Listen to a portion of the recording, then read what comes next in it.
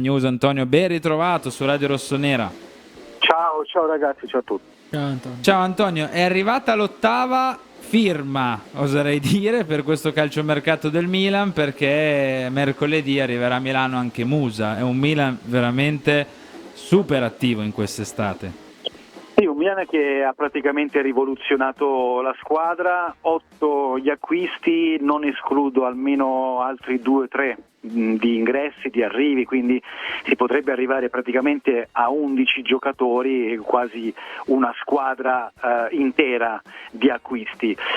Dico 11 perché oltre a Musa, che come hai ricordato tu è l'ottavo acquisto, il Milan potrebbe fare un terzino sinistro.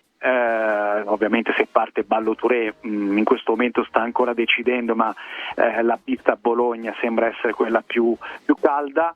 Un difensore centrale, perché sostanzialmente il Milan in questo momento ha solamente Malick Thiaw e Tomori. Kalulu può essere visto sia come centrale che come esterno destro. Kier ha la sua età e i suoi acciacchi e va gestito. Gabbia è partito, quindi credo che un difensore centrale sia un altro obiettivo, e da quello che ci risulta dovrebbe essere un difensore centrale giovane che il Milan andrebbe a prendere. E poi c'è il discorso della punta, ragazzi, perché anche lì il Milan potrebbe prendere un terzo attaccante, molto dipende da Colombo e dalle uscite lì davanti, perché Rebic è partito, è andato al Besiktas, Messias potrebbe andare al Besiktas anche lui, ma con un ricavo di 2-3 milioni di euro, cifra molto bassa. Origi ha offerte dall'Arabia Saudita, ci sono 2-3 proposte, e molto però dipende anche da Colombo. Verrà provato in questi giorni in tournée, è già stato provato anche con Lumezzane. È un po' in bilico la posizione di Colombo. Se dovesse rimanere, il Milan non andrebbe a prendere l'attaccante. Se dovesse partire, il Milan può prendere un'altra punta. Ci sono nomi interessanti che girano, abbiamo trovato conferme su Veliz, anche se fino ad ora il Milan non ha fatto proposte ufficiali. È un nome che piace perché è stato caldeggiato anche da Ottavio e Moncada, che lo conoscono benissimo. Beltran del River Plate è un altro nome, giocatore che interessa al Milan, anche lui molto giovane. Vedete, sempre in Sud America, perché il Milan lì ha una rete di osservatori molto, molto fitta, molto competente. Dai tempi di Enzo Fernandez e Julian Alvarez, direi. E poi comunque non è arrivato nessuno, ci tengo. È vero. Perché dalla Sud America non è arrivato nessuno, però il Milan quei giocatori lì li ha trattati, perché Julian Alvarez il Milan lo ha trattato, lo stessa cosa per Enzo Fernandez. Poi nel mercato si fanno delle scelte, ragazzi, purtroppo è andata male, perché sono due giocatori che poi hanno portato anche tanti soldi nelle casse dei club. Vedi Enzo Fernandez col trasferimento poi al Chelsea, però il Milan sia Enzo che Julian Alvarez li ha visti ancora prima che esplodessero, forse era quello il momento di pescarli, di andare a prenderli proprio con Moncada ed Ottavio. E dicevo, sull'attaccante dipende tutto da Colombo. Ci sono 3 proposte per lui: Atalanta, Cagliari e Genoa. Vedremo, insomma, sono giorni in cui si deciderà su Colombo. In base alla sua scelta poi ci sarà anche la scelta sulla terza punta. Quindi Milan, che ha fatto 8 acquisti, come hai detto tu, Musa l'ultimo, ma non si ferma qua, potrebbero arrivare anche altri giocatori. Antonio, ovviamente il Milan non penso possa affrontare la prossima stagione con una quarantina di giocatori, una trentina di giocatori, quindi qualcuno dovrà per forza di cose uscire. Oltre a Ballo Touré che citavi in precedenza, chi sono gli altri più indiziati o i primi indiziati a poter lasciare il Milan? Allora, c'è Messias, che c'è una trattativa in corso con il Besiktas, che comunque i due club hanno buoni rapporti dopo aver finalizzato l'acquisto proprio di Rebic. Tra l'altro Rebic è praticamente regalato al Besiktas, ma forse era anche l'unico modo per il Milan per liberarsi del croato, che ormai aveva rotto i rapporti con l'ambiente, con Pioli, era fuori dal progetto. Il Milan ha preferito come dire, eliminare il suo costo a bilancio dell'ingaggio, regalando praticamente il cartellino. 500.000 euro di ricavo possono arrivare a 2 milioni in caso di bonus raggiunti da Rebic nel corso della sua esperienza al Besiktas. Quindi i buoni rapporti portano Milan e Besiktas a trattare Messias, ma si parla di una cifra intorno ai 2-3 milioni, quindi abbastanza bassa per aumentare i ricavi. Però anche lì il Milan si libererebbe di un ingaggio di circa 2 milioni e mezzo e comunque serve comunque a qualcosa, anche perché con Pulisic e Chukwueze Messias giocherebbe davvero molto poco.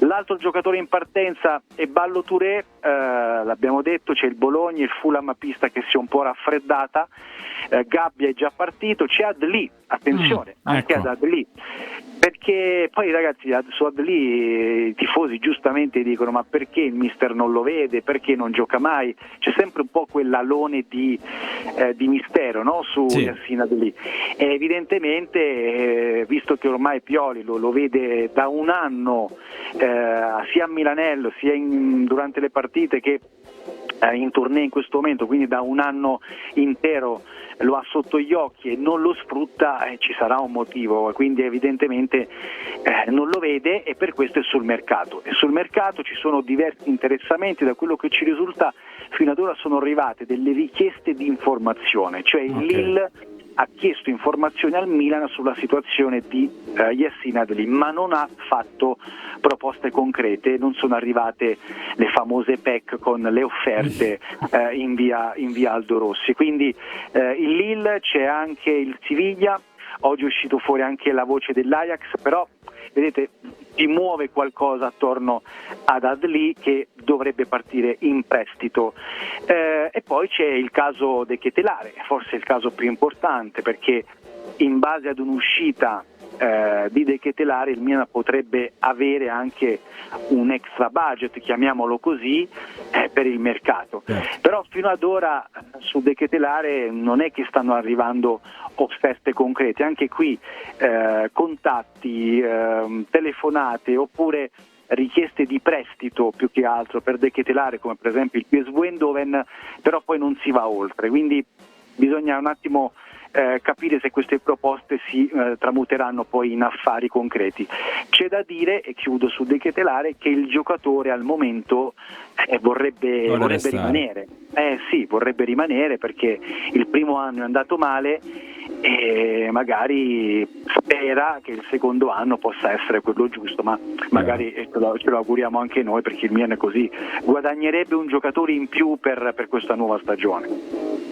Ti faccio un'ultima domanda al volo, Antonio. Puoi darmi o una notizia o un tuo sentiment, diciamo. Secondo te, a livello di priorità, il Milan andrà prima a sistemare, a completare il reparto difensivo, oppure prima deciderà cosa fare con Lorenzo Colombo e quindi chiuderà definitivamente quello che è il pacchetto dei 9, diciamo? Ma al momento poi sai, è anche particolare dare le priorità, perché poi le trattative di mercato si possono sbloccare da un momento all'altro, quindi magari si segue, che ne so, la punta, e nel frattempo il Milan in maniera contestuale va a chiudere il difensore, quindi la scaletta può cambiare, ecco, diciamo così. Io credo però che il difensore centrale in questo momento sia un po' una priorità, perché lì davanti c'è Giroud, c'è Okafor, c'è Colombo. All'occorrenza possono giocare anche Pulisic, insomma si possono adattare, addirittura c'è Origi, anche se poi è fuori rosa, fuori progetto. In avanti il Milan ha preso abbastanza giocatori. In difesa sinceramente mi sembra che la coperta sia un po' corta, perché per esempio domani, dopodomani, cioè il giorno della partita contro il Barcellona, il Milan può schierare in difesa solamente Malick Thiaw e Tomori, perché Kalulu è rientrato da poco e non ha ancora il ritmo partita. Kier sta ancora allenando a parte, Gabbia è partito. Sarà un'altra occasione per vedere Giancarlo Simic magari.